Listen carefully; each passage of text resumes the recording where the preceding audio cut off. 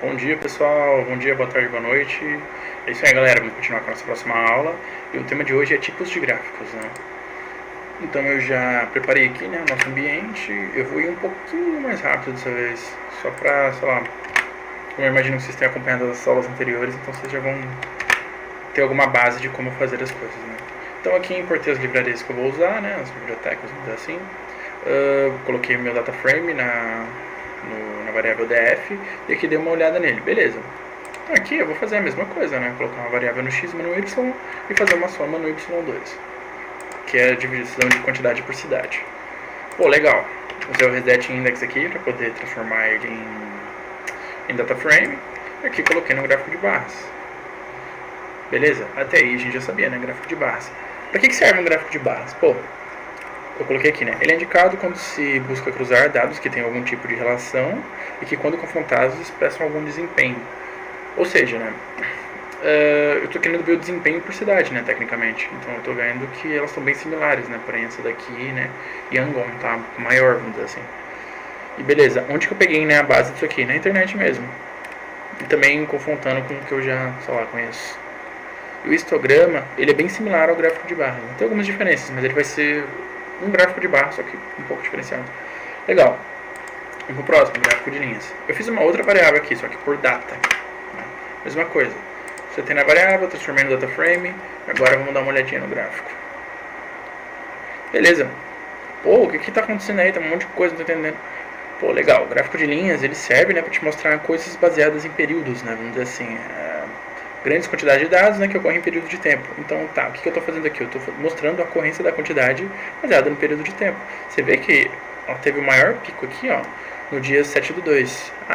Ele está no formato ao contrário porque esse data frame ele está em inglês, né? Em inglês fica dia e mês fica ao contrário, né? Fica diferente. Então, beleza. Eu estou conseguindo ver ao longo dos dias aqui, né, que a data.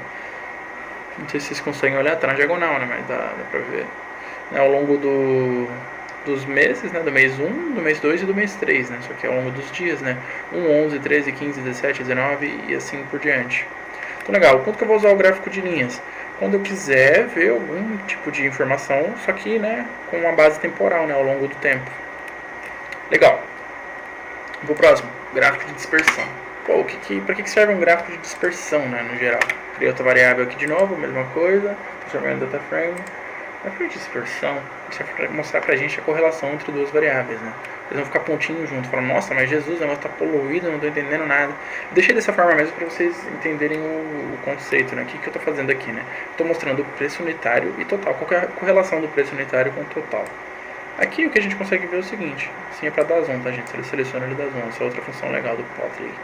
Você consegue ver que coisas com preço unitário menor, por exemplo aqui, ó, 10,57, né, seria o preço, ou 10,17 na verdade, ele teve um total, né, de vendas de 10 mil. Você fala, pô, tá, mas o que isso me mostra? Se eu for ver aqui, um produto que custa 99, o total de venda deles é 1.000. Então, coisas mais baratas, né, nesse mercado, até então, tendem a vender mais do que coisas mais caras. Isso é uma coisa que é legal que a gente consegue ver com o gráfico de dispersão. E aqui está a explicação, né? Ele serve para mostrar a correlação entre duas variáveis. Nos mostra, às vezes, pontos de vista diferentes, né? Então você vai imaginar que uma coisa mais barata vai vender mais, assim, vai ter um valor maior, né, do que uma coisa mais cara. Você imagina, pô, se eu vender menos da mais cara, vai dar um valor maior, mas isso aqui, na maioria das vezes, não.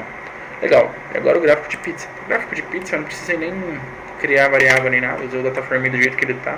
Ele vai mostrar pra gente a proporção das coisas, né, em porcentagem. Então tá, ele é indicado para expressar a proporcionalidade, né. Então eu estou vendo aqui o gênero data frame. Nesse gênero eu estou vendo a proporção de homem e de mulher. A proporção de homem, né, ela está 49,9, de mulher 50,1. Então eu consigo ver a proporção. Se eu tivesse, sei lá, vários aspectos, eu ia ver a proporção de cada um. Para isso que serve o gráfico de pizza. Legal, agora o gráfico de área. Mesma coisa, não se tem nenhuma variável, estou usando o data frame do jeito que ele está. Pô, mas o gráfico tá todo, né, poluído, esquisito. Sim, ele tá assim para vocês conseguirem entender mesmo, né, para que serve. Ele é semelhante ao gráfico de linhas, né, eles nos mostram as coisas, né, com uma base temporal. Eu deixei os dias aqui. E a única diferença é que ele nos mostra a noção da proporção sobre o todo. Então, o que um representa em relação ao outro, entendeu? O que a gente consegue ver aqui, ó. Cidade que teve, sei lá, vai... Deixa eu dar um zoom aqui. beleza, proporção maior aqui, no dia que ela teve, qual quantidade foi e qual foi o total. Então você já imagina que com esses 4 itens, né, ele conseguiu ter uma venda monstruosa em comparação às outras cidades. Isso é uma proporção, né? Você consegue ver em relação às outras cidades, né? Qual que teve a maior aí, por quê? Deixei poluído mesmo pra ficar um negócio bem básico, assim, sabe? Bem teórico.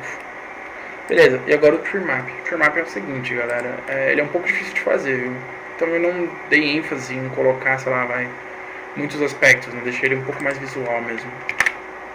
Só que beleza, se você não usar essa função, se você colocar, né? Colocar no Google, sei lá, no ChatGPT ou de qualquer forma, a forma de você fazer o tree map, você vai sofrer um pouquinho. Por quê? Ele vai te dar um monte de forma e todas as formas vão ser complicadas, né? Essa é a forma mais fácil, assim, que eu encontrei de fazer. E o que o tree map nos mostra, né? Eles não mostram, né? Baseado nos quadrados, né? Lógico, se eu tivesse alterado, teria ficado quadrados maiores e menores. Tipo, a proporção de cada coisa, né? Ele é, né, útil, assim, pra gente ver grandes volumes. Por quê? Se eu tivesse esse quadrado maior, esse menor, e ele fosse diminuindo, a gente ia conseguir perceber que a quantidade é maior. Mas ia ficar uma coisa visual, não ia ficar uma coisa mais de contar e olhar números. Então eu deixei assim porque tipo, eu não estou tendo tanta informação, né, necessariamente. Só que aqui você consegue ver, né, pela ordem aqui, ó, 971, 952, 920, 911, 902, 854. O que daria pra ver, né, se eu tivesse alterado e deixado maiores? Que esse daqui seria o maior de todos, né, esse aqui seria o menor. E ele sempre vai ter essa ordem, né, começando da esquerda pra direita.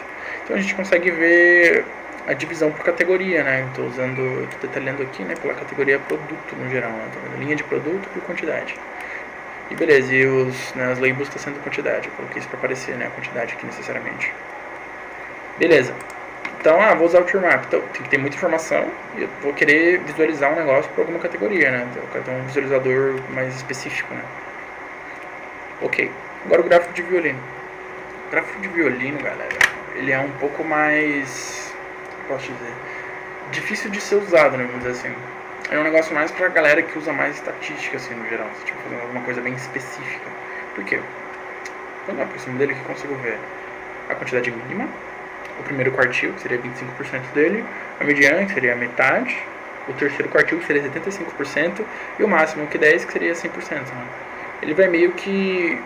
vai ser a mesma coisa de eu usar a função describe nele, só que visual. Como assim a função describe? Eu não tô entendendo nada, não sei o que é isso. Tá, vou mostrar pra vocês, galera. Tá. Opa. Peraí, deixa eu só alterar meu teclado. Tá, agora sim. Desculpa que eu tô apertando e não tá indo. Tá. Beleza, a quantidade, certo? Describe, que é essa função aqui. Ele vai mostrar o máximo, né? O mínimo, desvio padrão, que está aqui, Standard Deviation. O mínimo, 25% que é 3, 50% que é 5, 75% que é 8, tá vendo aqui, o terceiro quartil, e 100% que é o máximo, que é 10. Ele vai mostrar essa informação, só que em forma de gráfico. Lógico, dependendo do que eu estivesse olhando, a informação ia ser diferente. Eu peguei uma coluna que tem números que começam de 1 a 10, então, no geral, não vai ter... Nossa, que diferença no gráfico, vou fazer um desenho maneiro. Mas normalmente a gente usa ele para comparar a distribuição de alguma coisa. O quanto que essa variável está distribuída, né? Quais são as distribuições dela, né? O mínimo, 25%, metade, 75% e 100%. A gente consegue ver o quanto uma coisa está distribuída, né, em relação a uma categoria.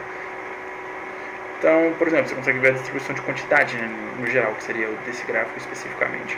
Só que se tivesse uma outra variável, sei lá, eu quero saber quanto a temperatura está distribuída ao longo do dia, né? Eu teria as horas aqui embaixo e eu conseguiria ver necessariamente como que ela oscilou, né? O que aconteceu não. Aí tem uma curiosidade, né, nesse gráfico específico. Eu só estou usando uma variável, tá vendo? Eu não preciso necessariamente usar XY. Eu posso usar uma só, se eu quiser analisar especificamente só ela. Porém, posso usar duas também. Beleza, pessoal? Por hoje é só, espero que vocês tenham gostado. E a próxima aula que eu vou fazer, eu vou pegar esses gráficos, né, necessariamente. Primeiro eu vou ensinar vocês como é que você faz o download, né, da tua base de dados, depois que você já tratou ela aqui no Python. E eu vou ensinar vocês como fazer um gráfico, necessariamente, no esqueci o nome agora, no Tableau, agora lembrei, pronto. É isso aí, pessoal, espero que vocês tenham gostado e, sei lá, mande um gostei aí se quiser, ou dá o like, deixa teu comentário, se precisar de alguma, sei lá, tiver alguma pergunta específica, ou precisar me contatar, por favor, mande mensagem aí, eu faço um comentário, ou manda mensagem no e-mail, o que você achar melhor, tá bom? Valeu, galera, é isso aí, um abraço.